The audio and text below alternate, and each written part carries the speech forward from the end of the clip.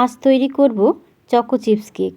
এর জন্য দেখো আগে থেকেই কিন্তু কেকটাকে ক্রাম কোটিং করে আমি ফ্রিজে রেখে দিয়েছিলাম মোটামুটি 1 ঘন্টার জন্য।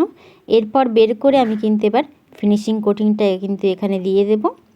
আমরা কিন্তু এখানে চকলেট ক্রিমটাই ব্যবহার করেছি এবং ভেতরে কিন্তু তোমরা যারা আমার এই কেকের রেসিপিগুলো আগে দেখেছো তারা অবশ্যই জানবে ভেতরে কিন্তু চকলেট এবং চকো চিপস দিয়ে আমরা কিন্তু কেকটাকে রেডি করে থাকি। আর তোমাদের যদি সম্পূর্ণ রেসিপিটি দেখতে চাও তো অবশ্যই কমেন্টে জানাতে পারো, তাহলে কিন্তু পরবর্তী যে ভিডিওগুলো আমি আনবো সেগুলো কিন্তু সম্পূর্ণ ভিডিওটা দেওয়ার চেষ্টা করব। এখানে দেখো মোটামুটি ফিনিশিংটা হয়ে গিয়েছে এবং চকলেটের গ্রানাশটা তৈরি করে নিয়েছি। এটাকে কিন্তু সম্পূর্ণ এইভাবে কিন্তু আমি ছড়িয়ে দিচ্ছি। এখানে চকলেটের যে গ্রানাশটা সেটা কিন্তু একটুখানি ঠিক রেখেছি আমি, তো তোমরা চাইলে কিন্তু এর থেকে সামান্য হালকাও রাখতে পারো। তো আমি যেহেতু চকলেটের এই ডিজাইনটা করে নেব সেই কারণে কিন্তু এখানে একটু ঠিক রেখেছি। তোমরা যদি এই ডিজাইনটা করতে না চাও তাহলে কিন্তু এর থেকে একটু হালকাও করতে পারো। তো এবার কিন্তু আমি চারি সাইডে একদম সুন্দর করে চকলেটটা দিয়ে দেব। যেহেতু চারি সাইডে আমি চকো চিপ দিয়ে কভার করব সেক্ষেত্রে কিন্তু খুব বেশি চকলেট দেওয়ার এখানে খুব প্রয়োজন নেই। তো মোটামুটি যতটা কভার করা যায় ততটা আমি কিন্তু করে নিচ্ছি।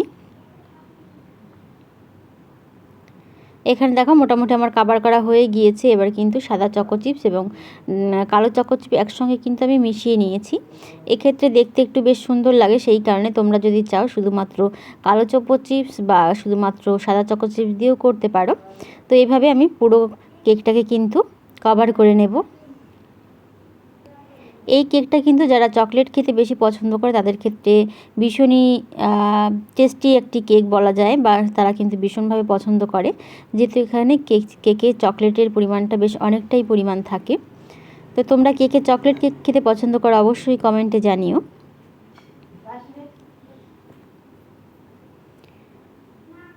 এখানে মোটামুটি দেখো চকো চিপস দিয়ে আমার কভার করা হয়ে গিয়েছে এবং যে গ্রানাশটা আমি উপরে ব্যবহার করেছিলাম সেটা একটা ফ্রিজে রেখে আমি হালকা একটু ঠিক করে নিয়েছি। এবার কিন্তু এটাকে দিয়ে আমি হালকা করে ডিজাইন করে নিচ্ছি। আমার এই ভিডিওটি তোমরা যারা ফেসবুক থেকে দেখছো তারা অবশ্যই লাইক কমেন্ট শেয়ার করে দিও এবং যারা ইউটিউব থেকে দেখছো তারা চ্যানেলটিকে একটু সাবস্ক্রাইব করে পাশে থেকো। এবং আমার এই পথ চলা যারা আমাদের পাশে থেকে আমাকে সহযোগিতা করে তাদেরকে সকলকে অনেক অনেক অনেক ধন্যবাদ। এখানে দেখো এইভাবে সুন্দর করে ডিজাইনটা করে নেব এবং একদম সাদা মাটার ডিজাইনটা রেখেছি। তোমাদের কেমন লাগলো অবশ্যই কমেন্টে জানিও। সকলকে অনেক ধন্যবাদ।